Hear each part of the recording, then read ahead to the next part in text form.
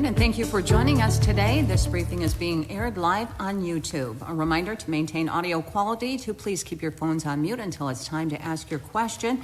If you're able to do so, please use *6 to mute and unmute your phone.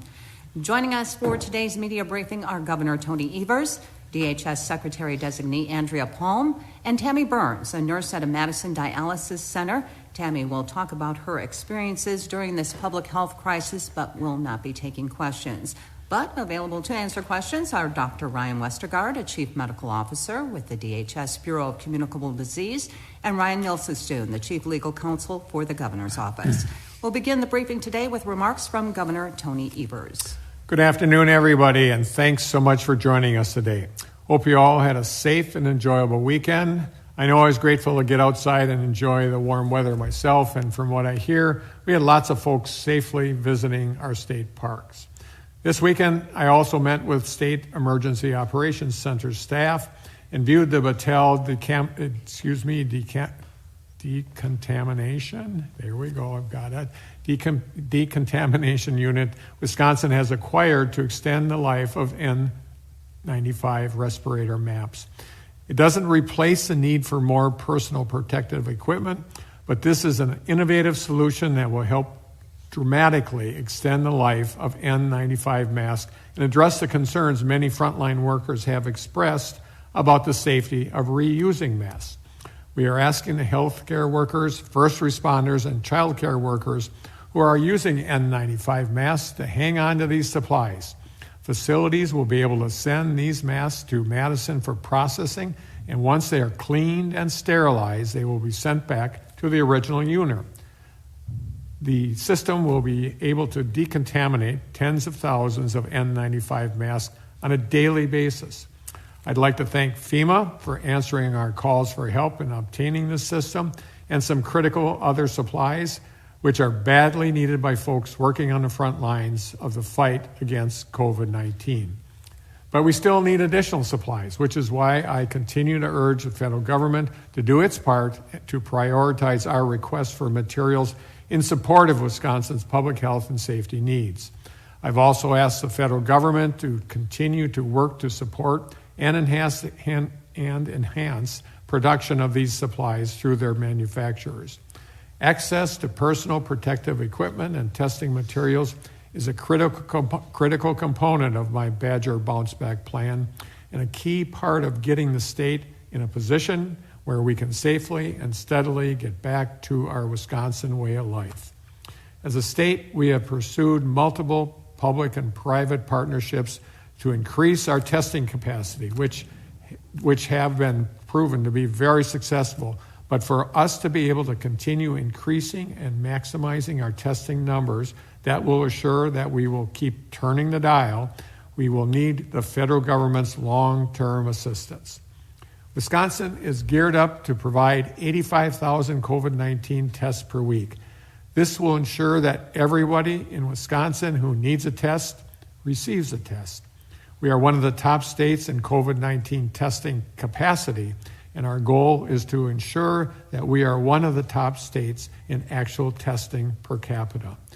To date, the state has provided more than 60,000 tests to hospitals, clinics, local public health, long-term care facilities, and other community partners.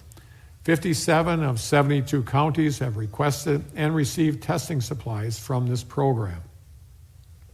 And today we're rolling out our Badger Bounce Back testing plan that will help us expand our reach through 4 strategic areas. First, we will work to manage community outbreaks. We've seen these kind of outbreaks spike in communities in Brown County and Sauk County. Our plan will work to respond to every employer, corrections, and congregate care outbreak. Wisconsin's DHS and the Wisconsin National Guard are coordinating with local health partners to conduct testing of all workers and families associated with employer outbreaks happening throughout the state of Wisconsin. Testing has also been occurring at county and state correctional facilities throughout the state. And the Bureau of Communicable Diseases within the DHS has established rapid response teams to address employer and congregate care outbreaks. Our second goal is to test every nursing home resident and staff member in long-term care facilities. The state will provide free testing and diagnostics to all 373 nursing homes to test all nursing home residents and staff. To get this done, we anticipate testing over 10,000 residents and staff per week during the month of May. Teams of public and private sector partners will begin calling nursing home facilities today to coordinate supplies, logistics, and test results. Our third step, and one that is already underway from Kenosha to Outagamie County to Turtle Lake, is to establish community testing programs for symptomatic individuals in target communities. By increasing the number of free drive-through community test sites, we can work to ensure every Wisconsin resident or worker who needs a test receives a test. The state is now mobilizing an additional 15 National Guard units to assist local public health partners in setting up testing sites and responding to outbreaks. This brings the total number of Guard units working on testing to 25. But capacity is not the same as utilization, so we have some work to do to ensure everyone who needs a test is getting one and to understand the full scope of this disease around Wisconsin. The state has been working hard to support local health departments throughout this crisis, and we continue to add additional community testing events. I urge anyone who is experiencing any symptoms of COVID-19, even mild symptoms, to go get tested at one of these events and spread the word about these testing sites with your friends, families, and neighbors. You don't need a referral from a doctor to come out and get tested at one of these sites. People living and working in Wisconsin who are experiencing COVID-19 related symptoms will be able to receive their tests free of charge. Results will be provided to the person from their local public health department within 48 hours. And finally, our fourth step is to ensure that everyone who is experiencing COVID-19 related symptoms receives a test by ensuring that test supplies are available to all Wisconsin healthcare systems. The supplies and laboratory services are available for testing symptomatic and asymptomatic individuals based on clinical guidelines established by the organization requesting the materials. This includes testing supplies for patients being discharged from a hospital setting to a congregate care setting. Test supplies and diagnostics are available to Wisconsin healthcare organizations at covid19supplies.wi.gov/testing. Right now, the state is in pretty good shape on testing supplies, and we appreciate the support we've received from the federal government to date. But Wisconsin still needs help from the president to get additional testing supplies like swabs and reagent so that we can ensure anybody who needs a test can get one.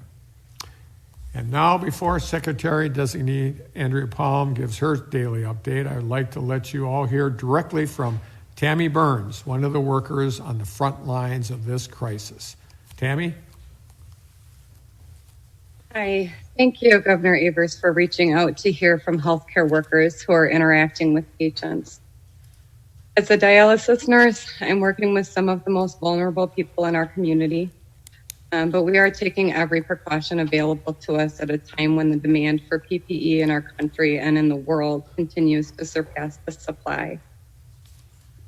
Most of our dialysis patients come to the center 3 days a week. It's not feasible to give them COVID testing before every treatment, but we do everything reasonable to protect them. For the minority who can do dialysis at home, we're trying to minimize the amount of times that they come in for labs and medications, but even these patients have to come in regularly. Everyone coming into the center is stopped at the door. They're all given masks to wear, have temperature taken, and are asked screening questions. All staff are wearing masks, gowns, and face shields with all interactions. And care partners, family, and friends who are generally allowed to come in are not generally allowed to come inside with the adult patients. 2/3 of our waiting room seating has been removed so that people cannot sit near each other. Some patients are waiting in their cars and calling us to tell us that they've arrived. Our waiting room used to be full of patients and families who came early and used the waiting room as kind of a support group. It's now nearly empty and silent. Patients do not come early or stay after to catch up with each other. My patients cannot go to work, and they are concerned about their financial well-being. But as the most vulnerable in our community, they also cannot stay home. They have to come to dialysis, they have to go to chemotherapy, and they have to go to the pharmacy. Even when taking every precaution they can, they still need groceries that others may have picked up and decided to put back, or others may have coughed or sneezed near without wearing a mask. We do take comfort in knowing that grocery store workers who shop for them are wearing a mask and have not been to restaurants or movie theaters or crowded spaces. And then because of this, they're less likely to have been exposed. We know that that's our safety net. And I'm really thankful to these workers for their professionalism and dedication.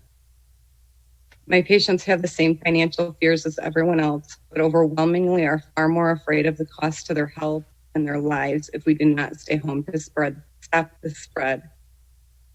As a nurse working with this population, I find comfort and fulfillment in knowing I can help keep my patients and everyone in our community healthy by limiting my shopping, wearing a mask when I have to go out, and not stopping anywhere on my way to or from work, staying home whenever possible.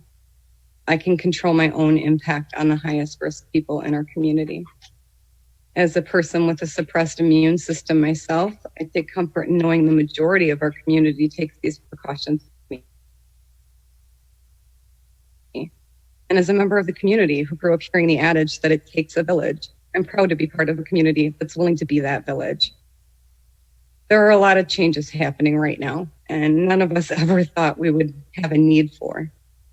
I never thought I would be asked to do my job with limited PPE.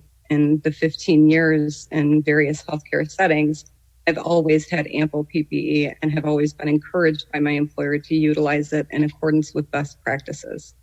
We are not back to the standard yet. I'm thankful for the companies who are stepping up to fill this gap and the innovations. But I am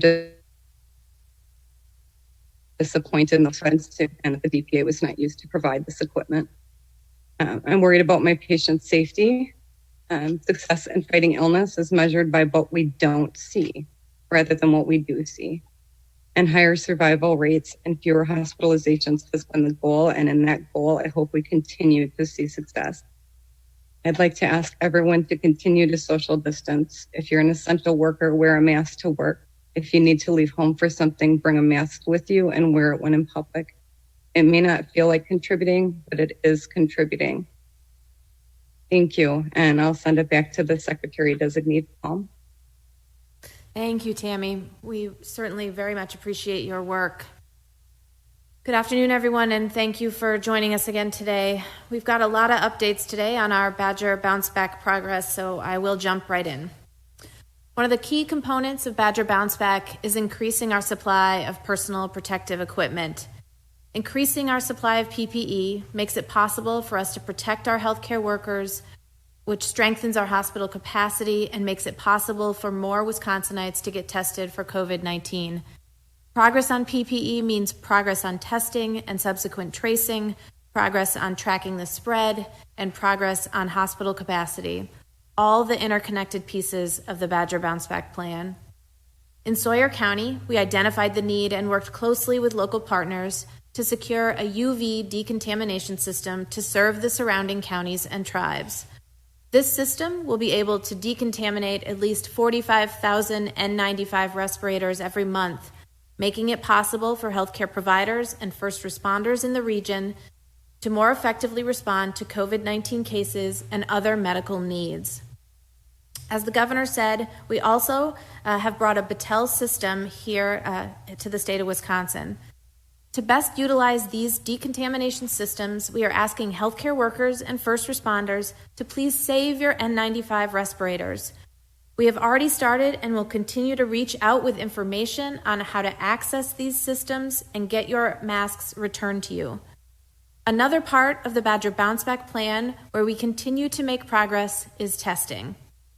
One of Wisconsin's real success stories is our lab capacity. We currently have 51 labs testing in our state with a daily capacity of 11,347 tests.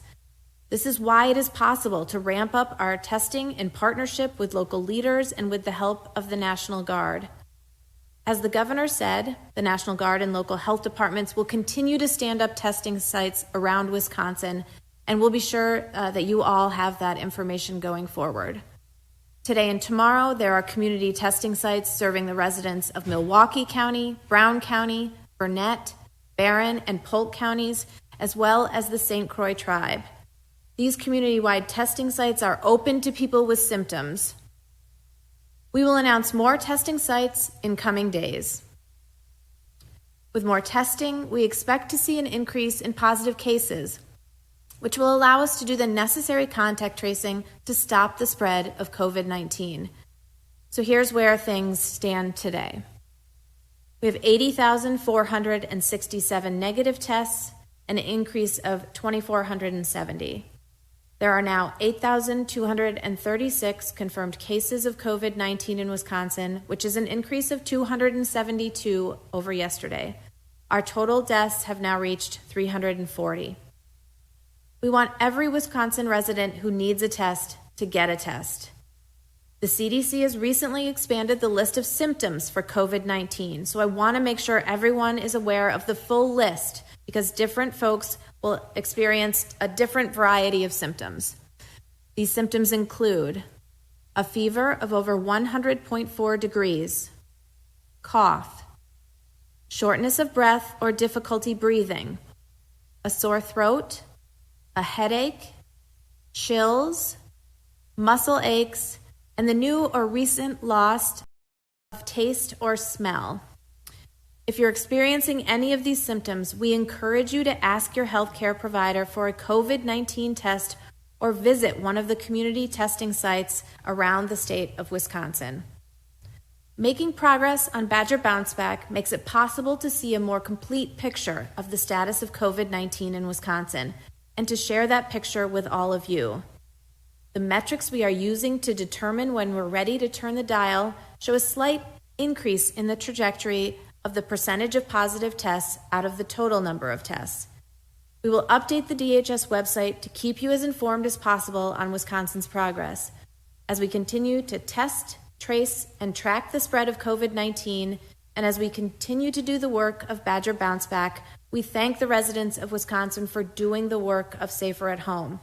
We know it's not easy, but together we continue to make a difference in the health of our state. Thank you. Thank you. And we'll now open it up for questions. A reminder to maintain audio quality, to keep phones on mute until it's time to ask your question. And in the interest of time, only one question per reporter per media outlet. And we'll begin today with CBS 58 in Milwaukee. Victor?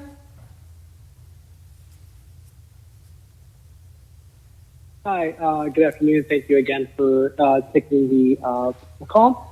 My question's for the governor. Governor, you're set to meet with legislative leaders this afternoon. Just wanted to get a sense of what you hope comes out of this meeting and how you hope to kind of collaborate going forward.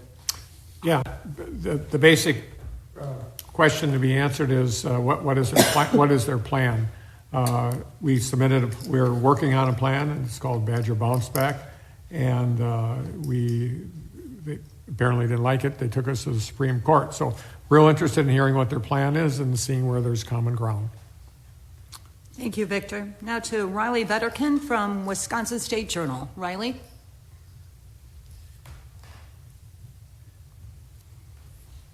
Riley Vetterkin from the State Journal. Hi, can you hear me? Yes. So I'm hoping both Governor Evers and Secretary Palm can answer this. I wanted to talk about the Midwest Coalition of Governors you've joined. Your administration has previously said a statewide approach to the novel coronavirus is preferred over a regional one because the virus obviously doesn't respect county lines. But while states may be sharing best practices in this Midwest Coalition, it doesn't appear that they are rolling out their initiatives in tandem. So what are the tangible results, if any, that the Midwest Coalition has created if governors aren't acting in tandem? And as a follow-up, do you think states should be trying harder to roll out their coronavirus responses at the same time?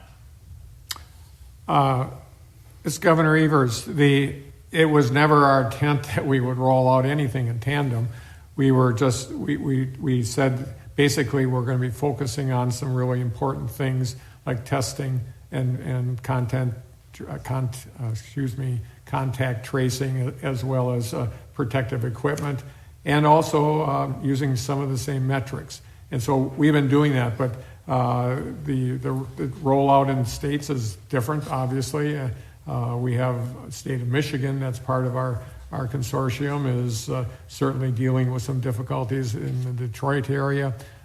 So it was never our intent that we were going to go lockstep in anything other than the basic fundamentals. We have conversations regularly, and we'll continue to do that. We've learned from each other in the areas that we have commonality, but there was never the intent that we were going to be lockstep in dates and times and various rollouts. Thank you, Riley. Now to Mark Leland from WLUK in Green Bay. Mark? Yes, thank you. My question is, in Brown County, they've been doing the testing. They did kind of the testing at the Resch Center last week. They started with, targeted employers, testing employees. Today they started with the community testing. They told us last week that they didn't have enough tests to do the community testing. Clearly, they must have received more tests. Can you give me an idea just how many test kits Brown County has received since this initial outbreak? And then following up on that, just how does the Brown County testing fit in with your plan to make the state one of the leading in testing per capita? Mm-hmm. Sure. So we initially sent 2,200 tests to Brown County. Then the next week we sent an additional 2,500, and now they have an ongoing request to the state to provide approximately 3,000 tests a week. And so the National Guard testing teams who are on the ground there will have those supplies with them. And as you mentioned, have expanded the Resch Center testing site and will open an additional testing site over the next several days so that we are able to more broadly test not just workers and other household members, but other contacts and the community at large. Thank you, Mark. Now to Scott Bauer from the Associated Press. Scott? Hey, thanks again for doing this call. Governor, I wanted to loop back to your meeting this afternoon. It comes the day before the Supreme Court is going to hear arguments in that case. Do you hope to maybe reach some kind of settlement with lawmakers that would get in front of any potential ruling from the court, reach some kind of an agreement to negate whatever ruling you might get later? The meeting was set up today because they sent us a letter and we thought, okay, let's meet. It doesn't have anything to do with the court case or getting in front of the court case. It's just seeing if the Republicans have a plan, and if so, is there areas of common ground? Thank you, Scott. Now to Heather Poltrock from WSAW-TV in Wausau. Heather? Thank you. My question is about additional testing, and that question is, how will the results of that additional testing, allowing a broader range of people, particularly in our more rural counties, to be tested, impact the current discussions and plans you're having about opening up businesses? And what's that additional testing strategically placed in this region to determine rural spread?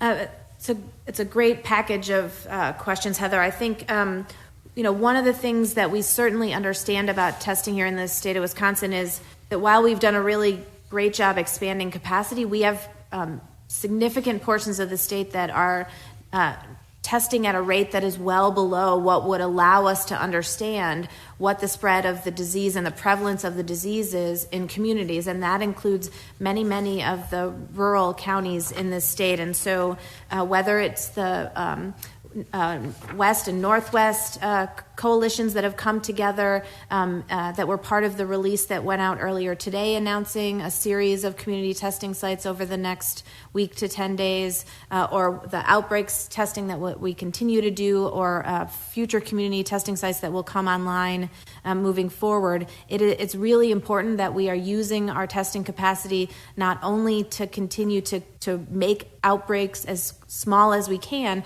but to further understand the disease in communities where they have not seen enough access to tests. And so we will certainly be prioritizing, and you see it in the plan that the governor just announced, our desire to push our testing capacity into places where those testing rates are really too low to understand what the disease looks like in those communities. And we will continue to do that moving forward. Thank you, Heather. Now to Ben Meyer from WXPR Radio in Rhinelander. Ben? Good afternoon. For probably Secretary Palm or Dr. Westergaard, you're looking to reach a level where, and it sounds like you're very close, where everyone who needs a test gets a test in Wisconsin. Of course, that's different from everyone getting a test. Can you lay out what types of people shouldn't be seeking tests in order to preserve them for the people that do need tests? Who shouldn't be seeking a test? This is Ryan Westergaard. I can address that question. So in general, more information, more testing is better, but we don't have approximately 6 million tests to do the entire population at once. So the goal is to have the maximum impact of the scaled up testing capacity that we have. So the goal for right now in the community's testing is to test people who are symptomatic with any symptom that could be suggestive of COVID-19, and those are the priorities. There is a role for testing people who are asymptomatic when there's reason to think they may have been exposed. So those situations are people who are in a group living situation or a workplace or a household where there has been a person tested positive. Because we know people can be exposed and infected and not have symptoms, there is certainly a role for asymptomatic testing. But what we're recommending against right now is just general population, everyone who feels fine to get tested. And that's really for those two reasons. One is that there's not enough testing for the whole population. And the second one is that when in a community, if the prevalence is relatively low and no test is perfect, testing for people who there's really no suspicion at all could potentially lead us astray because of false positives, and that's not the kind of impact that we want to get from our testing. So we want to start with people who have any symptoms, even very mild symptoms. If and when we find them, we want to draw a circle around them and test asymptomatic people in their networks or in their community. So the only people that I think I would say don't get tested right now are people that aren't part of such a network or a workplace and are feeling fine. So that's probably most people right now, but the message is that to have a very low threshold, very mild symptoms of a respiratory illness that the Secretary mentioned, people should look into getting tested. Thank you, Ben. Now to Sean Kirkby from Wisconsin Health News. Sean? Hi, thanks for taking my question. I had a question regarding nursing homes. I understand in the badge or bounce back plan that visits to nursing homes and some other settings, unnecessary visits, are not supposed to happen until there's a vaccine. I've talked to some nursing home associations that are concerned that would mean that families wouldn't be able to see residents in nursing homes for up to like a year or so, unless they need end-of-life care. Do you have any sort of response to those concerns? And is the guideline in the Badger bounce back a hard guideline, or is it your flexibility? Thank you. So this is Ryan Westergaard again. We've been trying to work with a number of stakeholders and have also interpreted and received evolving guidance from the federal government, from the Center for Medicaid Services, about the best strategies here. And they really have a high barrier to try to do as much as we can to prevent asymptomatic people from from introducing the infection into nursing homes. So that resulted, that really high standard of trying to protect the most vulnerable populations resulted in some pretty stringent visitation restrictions. And given the, where the overall prevalence is and the fact that many of our facilities have had these outbreaks, until we get to a point where we have other ways to protect residents, I think limitations on limitations or restrictions on visitation is probably going to be here. So we're hopeful that there'll be a vaccine eventually, but you're right, it's not going to be in the next, probably within the next 12 months. And it'll be some time before we know for sure that people who have been infected and recovered are immune. So it is an unfortunate circumstance, and we're all trying to support each other and get people's needs for social support and family connections met while are really trying to do infection control in the best way that we know. Thank you, Sean. Now to Angelica Sanchez from Fox 6 in Milwaukee. Angelica? Hi, my question's for the governor. If the court rules against safer at home, an extension of safer at home this week, can the administration challenge this? Is that even possible? This is Nilsestuen. I can answer that question for the governor.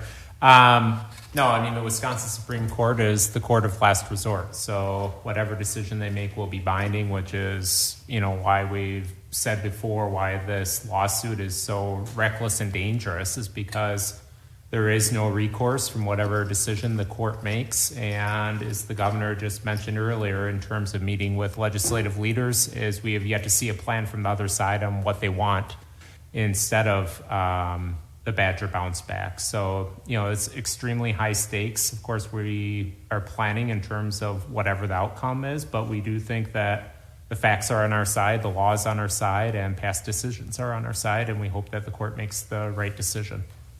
Thank you, Angelica. Now to Casey Nelson from WTAQ Radio in Green Bay. Casey? Hi, thanks for taking the call. This kind of backs off this last question a little bit here. This is for Nilsestuen. If there was a ruling that would go against what you guys are pushing, if it were to see the other side, what would the protocol really look like if there was an injunction filed here? Would it just immediately reopen everything, or what would the process be at that point?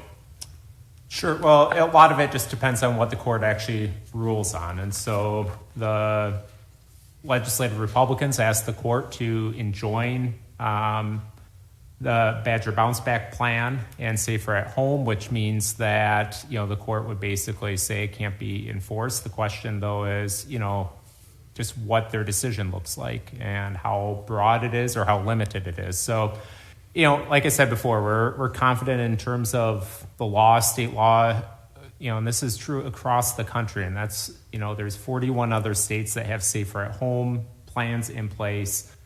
Every state in the country has these types of powers. They're all using them in a similar way. And so we're confident in terms of what the law is. We know what the facts are. We've been talking about the facts at these press conferences, for weeks now in terms of how dangerous this disease is. And so we think that's on our side. We're going to be, making our arguments tomorrow, and we hope that the court listens to what the facts are and what the law are. And, if there is an adverse decision, we're going to do whatever is necessary to make sure that the public is protected. And we do everything we can in order to mitigate the harms of this disease. Thank you, Casey. Now to Morgan Wolf from NBC 15 in Madison. Morgan? Hi there. This is a question for the governor. I'm just curious, how frequently are you in contact with the White House, and do you find these conversations to be productive? And how are your feelings right now of the leadership within the White House and how they're approaching coronavirus? Well, it has vacillated over time, but my basic communications with the White House is with 50 or 49 other governors at the same time, and so it's helpful. It's a good conversation, and I've had a chance to speak to the vice president individually. So, the communication is fine. We just need continued help from them, whether it's around equipment or whether it's around testing. we need to have that continued support from the federal government. And so, as far as direct communication, it's been fine, but we have to make sure that we continue to get the equipment and the testing reagents and support also. Thank you, Morgan. Now to Jessica Van Egeren from Up North News. Jessica? Hey, thank you for taking my call. I just have a quick follow-up on a question that was asked earlier about the lawsuit. I thought that there was something involving the emergency rulemaking, something to the effect of even if they ruled on the side of the GOP that there still would be 6 days that Safer at Home would still stay in effect. Can you explain that one more time for me, please? Sure. This is Ryan Nilsestuen. I can answer that question for you. So in their original filing, the legislature asked for that the court to rule against Safer at Home and block it, and then also provide 6 days for DHS to go through administrative rulemaking, or what's called emergency rulemaking. It's really, emergency is a little bit of a misnomer. It's actually just expedited. So in the best of circumstances, it takes at least 20 days to promulgate a rule that way. There's quite a few different, and then there's a lot of opportunities for that to get delayed in terms of just, when it gets published. Different legislative committees have the ability to block and suspend and delay the process. And so it's, I think emergency rulemaking gives people a sense that this happens quickly, but it's really an expedited process. And so, like I said before, we're hoping for the right decision out of the court, that they uphold Safer at Home. And the Badger Bounce Back Plan right now is the only plan out there for Wisconsin. We have yet to see another plan from Republicans in the legislature. That said, if we do get an adverse decision, we'll plan accordingly. We are planning accordingly, and we'll do the best we can in order to make sure that people are protected. Thank you, Jessica. Now to Mason Dowling from WAOW-TV in Wausau. Mason? Hi, this question is more for DHS than anything. I'm curious, with the announcement that came out earlier today about additional drive-through testing locations throughout north central Wisconsin, Dr. Fauci on the national side of things has been saying that it's best to be testing for antibody presence to get a more accurate gauge. Do we know what kind of testing will be offered at those drive-through sites, if it's antibodies or viral testing? Sure, it's Ryan Westergaard. I can take that one. The priority for finding cases of people who have the infection right now is not antibodies. It's actually tests that detect the virus directly. It's the PCR tests. It's the ones that we've been talking about for months, and the ones that when we talk about the tests that we're doing every day and have our goals. Those are tests that are diagnostic tests that detect the presence of virus. Now, antibody tests aren't helpful for making a diagnosis of someone who's symptomatic to answer the question of whether they're infected right now. What they can be useful, and what I think they will be very useful for in the future, is understanding how many people have been infected. And when we answer that question, it'll help us do more precise models on what's the future of the epidemic look like. When we get closer to having a vaccine, it'll be able to tell us what proportion of the people are still susceptible, might need immunization. So there are important scientific reasons to want to know how many people have antibodies, but they don't at this time give us useful information about who has the infection. And that's really what we want to know, so we can do infection control and contact tracing. So the tests that we're pushing out throughout the state through the drive up are those diagnostic tests, the virus detection test, and not antibody tests. Thank you, Mason. Now to Eric Gunn from the Wisconsin Examiner. Eric? Thank you very much for taking the call. Can you tell us a little bit more about the past issues of the last several weeks of testing access elsewhere in the state? You've mentioned that people have not been getting tests to the degree that fills your capacity. And what is the reason for that, and or various reasons that you may have encountered around the state behind that gap? So our network of clinical labs that have been ramping up their testing are predominantly associated with larger health systems. And so one of the reasons certainly we are seeing limited access to testing in more rural communities is access to a larger clinical lab. And so our ability to do these community testing sites, these drive-through sites, will allow us to bring that capacity to these communities. We also have been working to expand through our partnership with Exact Sciences and Promega tests for similarly situated communities who don't have their own clinical labs, and so that has started to close that gap, but bringing testing to these communities is going to really help us accelerate access to testing for those communities. I think more broadly, we continue to make the shift from a clinical diagnostic mindset to one of public health, right? When you don't have a viable treatment or a vaccine,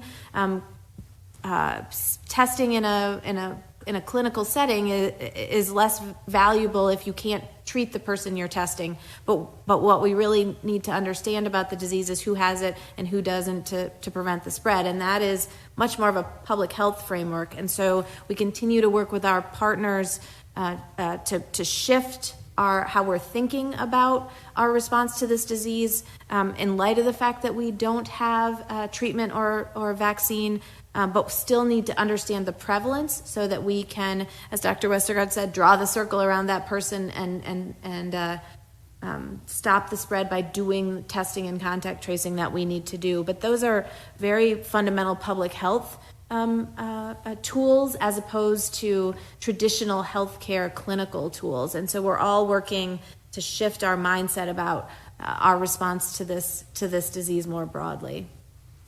Thank you, Eric. Now to Tom Durian from TMJ4 in Milwaukee. Tom?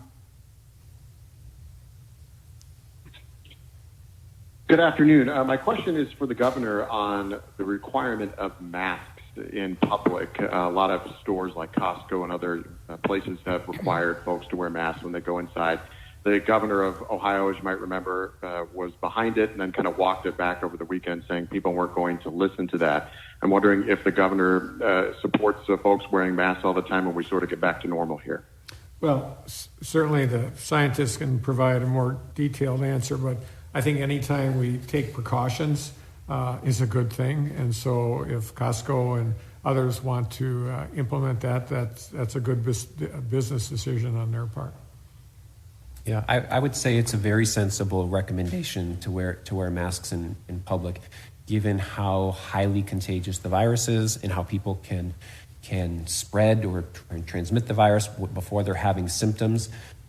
Having large numbers of people wearing masks can prevent the virus from getting into the environment in places, retail places, grocery stores where people might shed the virus without knowing it. It's a very reasonable strategy that people can use on a community-wide basis to prevent transmission. So we're supportive of homemade face coverings or alternative face coverings. Still feeling we still need to reserve the medical grade mask, face masks and N95 masks for healthcare settings. But I think there's accumulating reason to believe that simple face coverings in public could play an important role for preventing the spread of infection. Thank you, Tom. Now to Robert Chappelle from Madison 365. Robert?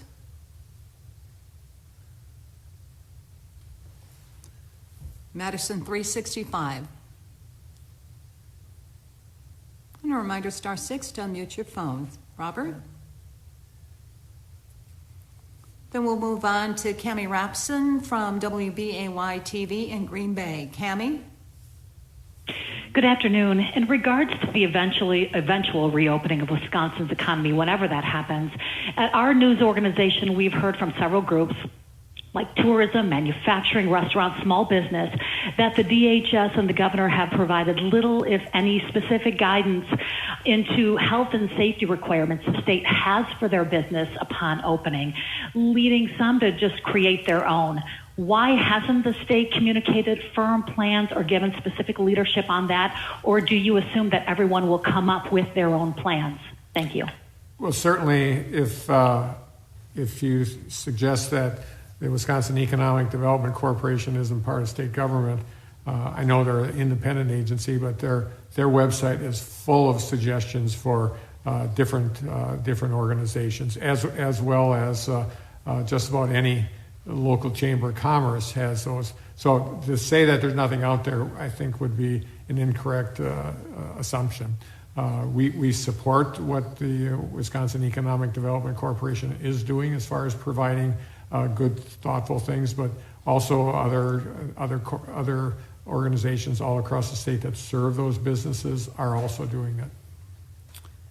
Thank you, Cami. Now to Hillary Roth from WWIB Radio in Chippewa Falls. Hillary? Hillary Roth? Hi, yes.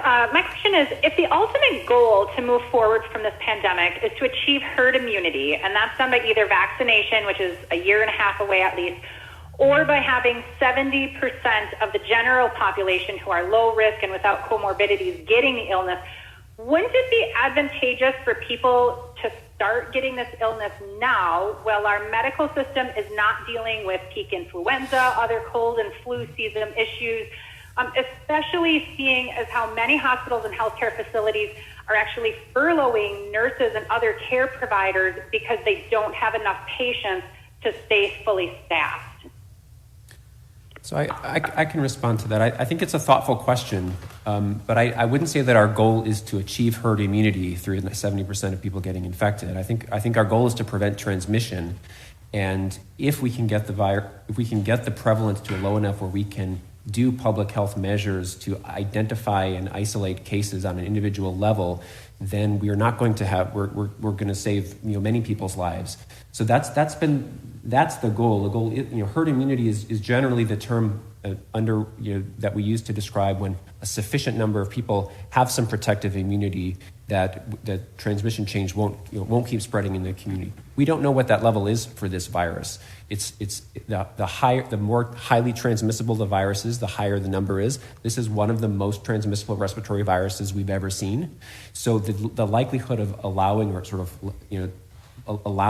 people to get infected, the danger would be that it would spread too quickly out of control, that we wouldn't find that happy medium. And we've seen the places where the virus started spreading quickly in communities, and it quickly got to capacity.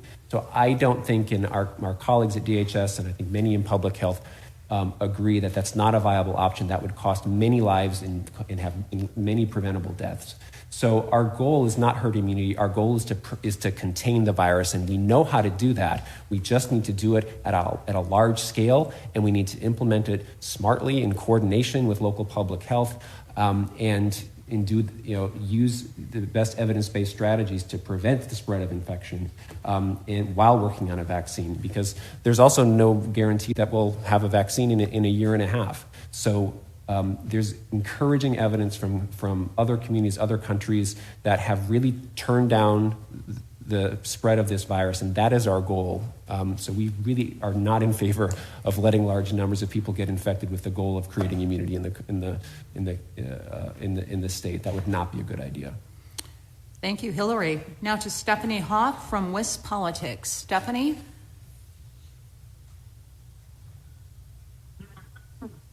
Hello. In today's rollout of the 4 new goals for the Badger Bounce Back, are those new goals that we have to meet to reopen? And do you have quantitative numbers on the things that you'd like to ramp up? And then a follow-up to that is, why or why not is WMC's Back to Business Plan an alternative to Badger Bounce Back? What was the last question? She asked 2 questions, obviously, but what was the second one? The WMC plan, why isn't that? Okay. I'll start with the second one. WMC plan, there are good things in it. I'm not saying they're not. We are concerned that it doesn't have any metrics in order to do some of the things they're talking about, but it has good pieces to it. So that's the answer to the second question. What in the world was the first one? That's why I only asked one. What was the first question? Stephanie, you can go ahead. What was your first question? Yeah, sorry I threw a lot of you. But so your 4 new goals for Badger Bounce Back, are those goals that we have to meet, new goals that we have to meet to reopen, and you have quantitative numbers? No, those goals are internal. We still have the same criteria we've always had, and that is influenza type cases, hospital issues, and COVID-19 percent positive tests. Those haven't changed. They will remain there. These are internal things that we're working on in order to make sure that those 3 metrics that we're looking at from the White House are met. Thank you. Now to Jeremy Jadine from Urban Milwaukee. Jeremy? Question on the contact tracing effort. What is the latest on the state's progress on getting to that 1,000 contact tracer threshold? So we now have just over 250 folks that we have trained and redeployed into our contact tracing efforts. I think it's important to remember, right, our goal is to get to 1,000 in a sustainable way that allows us to do the tracing that is necessary for every positive test result that we get. And right in the interim, while we're getting to 1,000, we want to make sure we've got the surge capacity to push into communities where we're seeing outbreaks, where we're seeing the need for contact tracing in a speedier and more efficient way. And so the folks that we have trained and redeployed already are predominantly working in this surge kind of capacity to help local communities who are experiencing a slowdown in their ability to do contact tracing in a timely way while we ramp the infrastructure, the technology, the rest of the system, again, to be able to do this in a sustained way as we turn the dial on Badger Bounce Back. Thank you, Jeremy. Now to Marty Glazer from Spectrum News 1. Marty?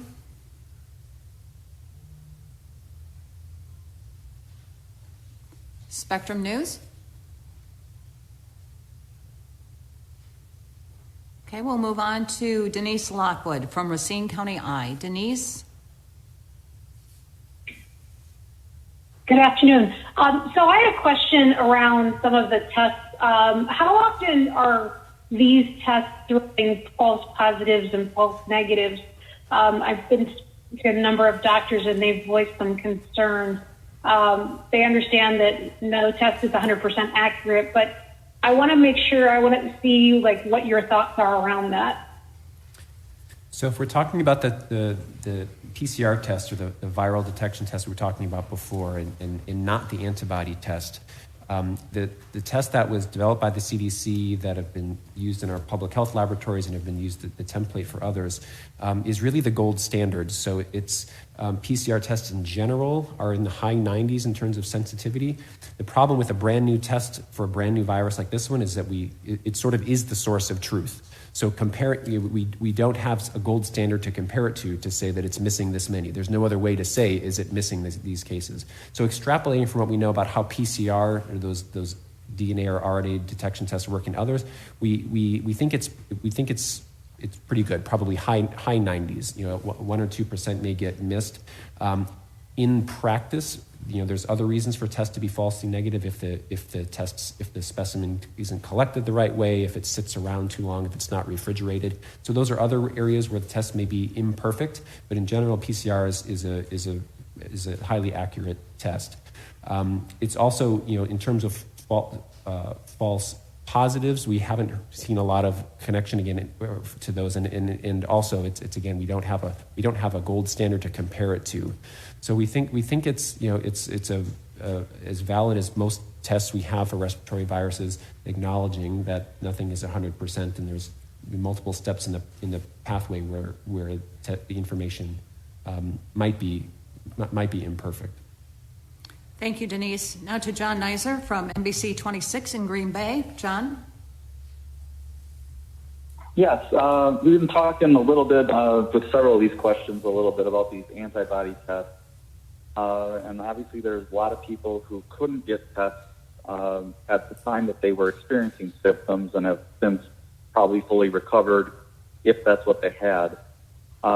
Is there any sense on how soon antibody tests that are reliable, and also when we would have a sense of if having it already once provides any kind of immunity, when the science is going to probably catch up and allow that to happen? Sure. That's a good question. So we do have tests now that are fairly accurate in identifying the antibodies. So someone was infected, had symptoms 4 to 6 weeks ago, and it was COVID-19. The more recently developed antibody tests we think are fairly sensitive at detecting that. So those tests are available now and are in use, and we've given guidance to providers and laboratories that we do want those laboratory results reported to us if they're done for those purposes of understanding past infection.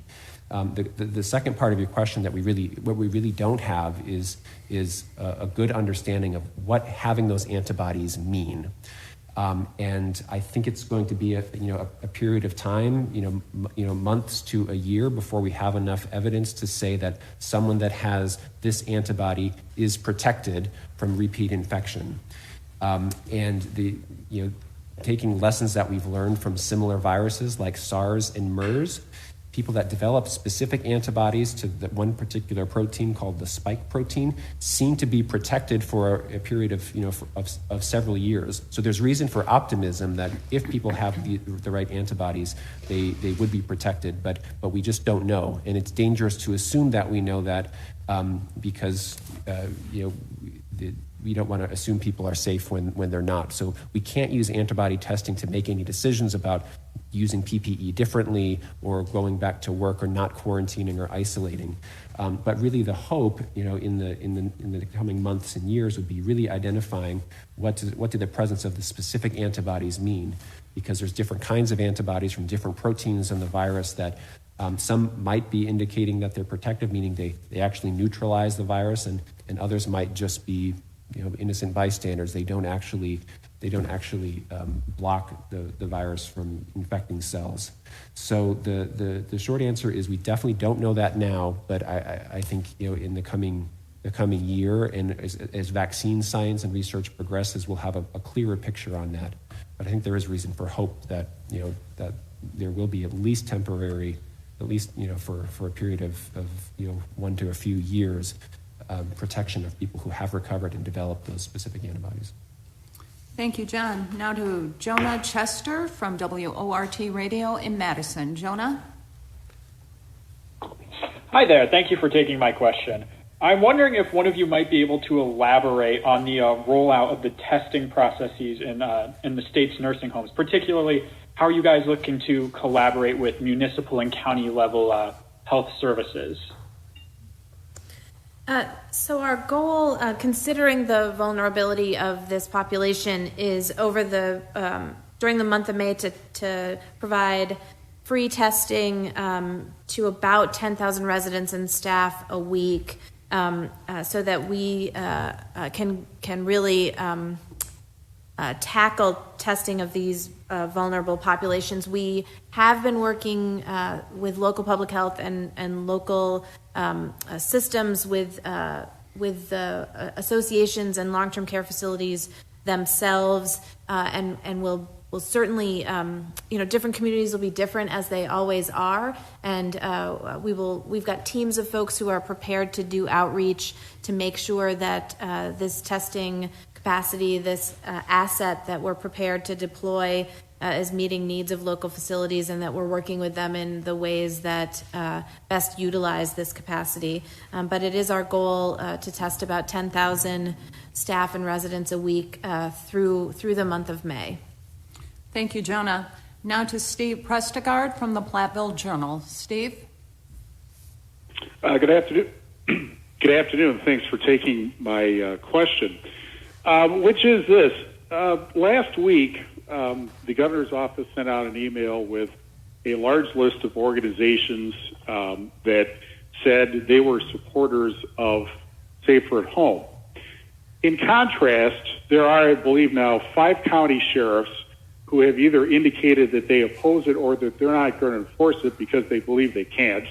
The Kewaunee County Board last week passed a resolution opposed to Safer at Home. There's at least 2 cities and Wisconsin that decided to open up their communities to more human contact, and the protests against safer at home had continued. There were a couple this last weekend. I'm interested in what the governor thinks, if really the population of the state is kind of indicating with their feet that they're really not in favor of safer at home.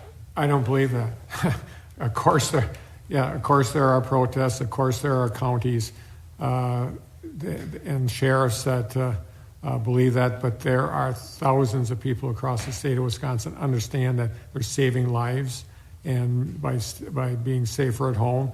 And also most people that want to hear this, as we implement safer at home until May 26th, we'll continue to look at what we can turn the dial to making sure that we take every opportunity to open businesses. So the idea that somehow we're headed in the wrong direction, I don't believe is accurate. And the polling doesn't indicate that, nor does numbers. But that aside, I understand that there are people that have a differing opinion, and I'm certainly happy that they're expressing themselves and using their First Amendment rights to do that. Thank you, Steve. Now to Addie Bink from WFRB TV in Green Bay. Addie? Hi, thanks for taking my question. I believe this is for Secretary Palm, but do you guys know of any outbreaks at like nursing homes across the state? And if there is an outbreak detected at any of these facilities, what are kind of the next steps that we would see happen at those places? Mm-hmm. Yeah, so we have added to the website a page that delineates outbreaks and investigations. And as it relates to long-term care, we consider an investigation a single case, either a resident or a staff member, because as we've talked about from the very beginning, this is a vulnerable population who is very susceptible to severe disease. So the threshold for an investigation and for us to wrap around that facility is very low. It's a single case. And so of the 187 investigations and outbreaks that are delineated on the website, 93 of them are in long-term care facilities. About half of those are are 5 or fewer cases. And so we are very focused on protecting those folks, on working with those facilities, on working with local public health and their leadership to wrap around those places and stop the spread as quickly as possible to protect the folks who live and work in those settings. Thank you, Addie. Now to Will Cushman from WisContext. Will? Will Cushman? Good afternoon. Yes, good afternoon. My question is for Dr. Westergaard. I'm interested in how you interpret the percent positive metric, kind of like on a day-to-day level, when there seems to be sort of two different strategies for testing. One being kind of what Secretary Palm was just talking about, kind of like targeted outbreak investigations where you may expect to find a higher proportion of positive cases. But then there's also the more widespread kind of like passive community testing where you may expect to find fewer positive results.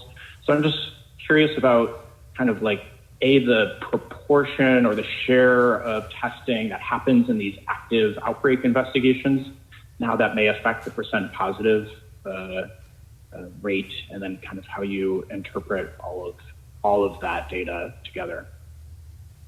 Yeah, thanks. It's a complicated issue. I think I understand your question. Just as that our overall strategy for doing testing involves different pieces that have a higher prevalence than others. So if there is an outbreak in a workplace or a long-term care facility, and we're there because we know there's an outbreak, the prevalence is going to be higher, where the low threshold testing in clinics and other places would sort of bring it lower. I'd say there's probably a third bin of tests that are being done in a lot of healthcare settings as screening, entry screening or screening before transfer or screening before procedures among people who don't have tests. So within all these domains, it's difficult to have one proportion that really summarizes all of them. And we may see our proportion on a day-to-day increase based on how many of those different types are going on. So I think there is some more nuance to the data that we can shed, and our updated website talks more about the cases, not necessarily the percent positivity that's coming from these areas in terms of where the cases are. Are they in congregate living settings? Are they in facilities? Or are they healthcare or elsewhere? So I think it's we use sort of a totality of the data to know where the epidemic is going. But I think as a summation, that one value of the percent positive does tell us, if we're going in one direction or the other over a number of days. So it's there is a lot of nuance there, but I do think that the proportion positive overall is going to tell us sort of the overall direction. Thank you, Will. Now to WISN TV in Milwaukee. WISN. Yeah, Governor, coming into today or the past 4 days, we've seen some of the highest number of positive cases to date. Is this just a spike, or are we at the state's peak? And if it's not the peak, what can we expect in the coming days and weeks? I think Dr. Westergaard addressed this that question in his comments a few minutes ago. If we're in Green Bay or in some other area that has a spike, doing lots of testing over a couple of days, and it's a hot spot where we know there is more, will likely be positive results, that may throw it off for a day. So we try to look at the trends, and I think it's still a good metric. I'm not sure I answered the question the way. Anyway, it's the best I can do.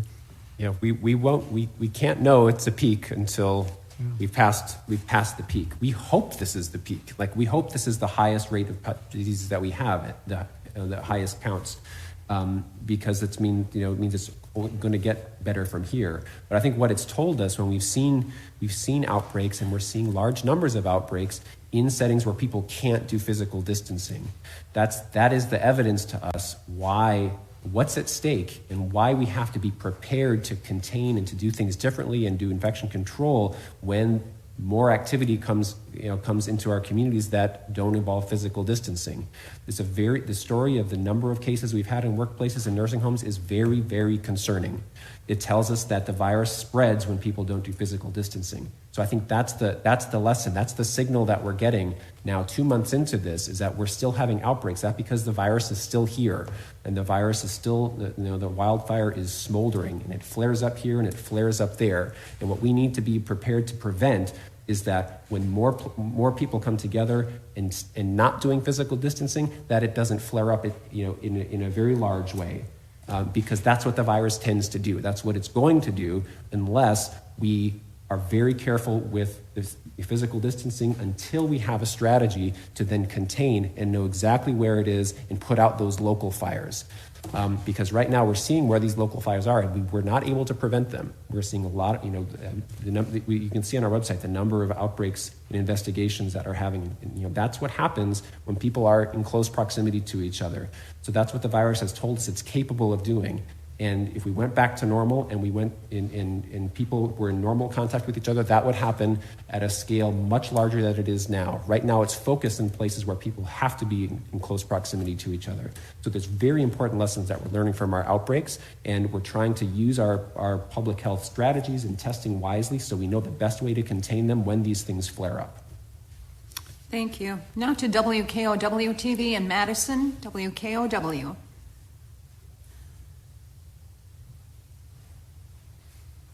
WKOW TV.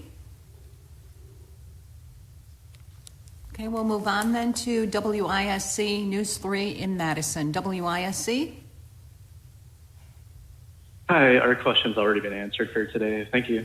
Okay, and we'll try one more time for WKOW in Madison. WKOW.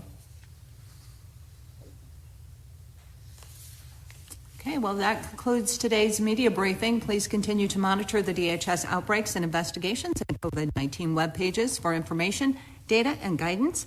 For topics not related to public health, you can visit the websites of the Governor, Wisconsin Emergency Management, the Department of Workforce Development, and Wisconsin Economic Development Corporation. Thank you and have a good afternoon.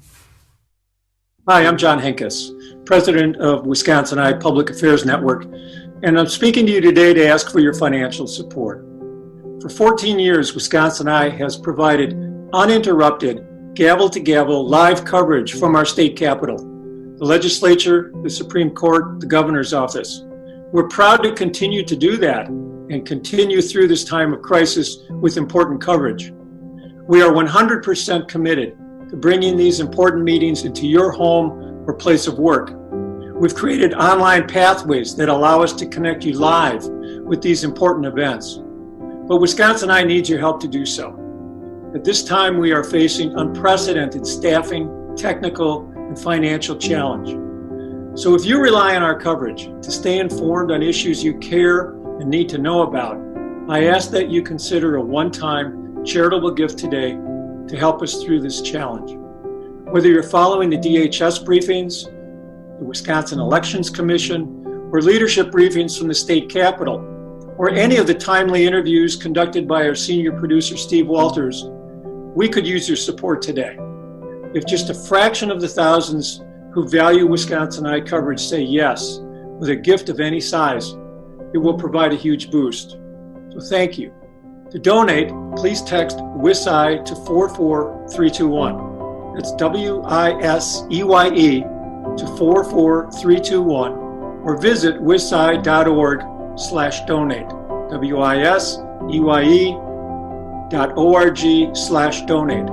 Or you could send a check to 122 West Washington Avenue, Suite 200, Madison, Wisconsin, 53703. Again, thank you so much. Please be safe. Stay optimistic. We are Wisconsin.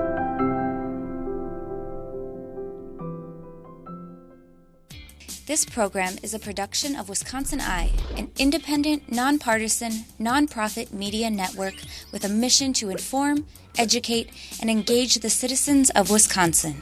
WisconsinEye is the nation's first and only independently funded state civics broadcast network, providing gavel-to-gavel access to government proceedings and events at the state capitol.